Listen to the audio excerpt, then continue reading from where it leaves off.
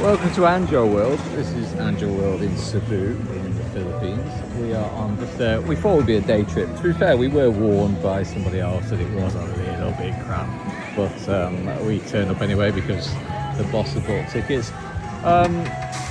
Several annoying things here. One, it's dead, there's nobody here, which many people would go, oh, that's amazing, I've got a theme park all the rest of myself. Great. A lot of the rides are shut, imagine. They do open the odd one up for you, so if I stood there for 10 minutes, someone would come and shut and open it up for me. You've got Snow World there, which is apparently awesome, but I'm not paying extra to go in because looking at the rest of this place, probably not worth it. It's very dated. It's very quiet now. We may have just got unlucky with the time of day or the time of year, and I am by heart a miserable sod, but this is where we're at. So effectively, I have walked you around now about 50, 60, 70%, 50, 60% of Anjo World. You've got a few rides, you've got lots of stalls, you know, come play our dodgy basketball game. Hook a duck and all that nonsense. A couple of restaurants, I use the term rather loosely. What annoyed me about here was coming in, we had a bottle of water for my kid and forced to tip it away, but as you can see there, there's a water station. So you have to buy a bottle of water. The difference is it's about an extra 20 pence or something. It's just pointless sometimes. There's a few bits, there's a full map. There you go. Pause it if you want. A couple of cute characters. Looks to me like they this was pre-existing, and then what they've done is they've bolted like a retail park on the side. So there are buses that come here. The bus rides are actually very interesting. If you're staying in Cebu, then quite an interesting thing to do is to actually get a bus from the IT park rather than a taxi. So as of, I don't know, where are we? January 26th. Taxi's going to cost you about 1,000 pesos, about 12, 13 quid, something like that.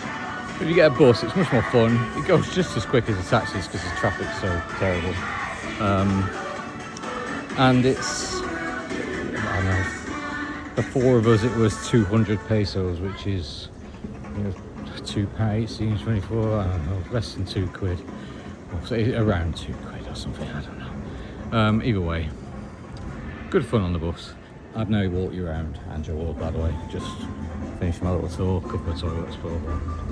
Say one really irritating thing. So they've got one roller coaster. They've got some of them, you know, swing back and forth rides, and that's the one that goes up and down. And I think they're at home with the Viking one. Straight ahead, there's one called Viking, which is your ship that, you know, goes in a banana type shape. But that roller coaster there, the wife just went on. There's literally nobody here. So the wife and the kid went on, and they go, "Oh, that was fun. That was great fun. That." Says, "Can we go again?" Nobody queuing, nobody doing anything.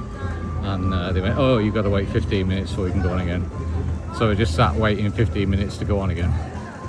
It just seems, you know what I mean? Just like, okay, we'll sit here with our 35 peso bottle of water and time 15 minutes because them's the rules. Anyway, I've walked you around Anjo World now. I hope you enjoyed it. You've spent, if you've watched this video throughout, then you've probably spent about a third amount of time here than I have. There we go, staff playing drums. There's literally nothing to do.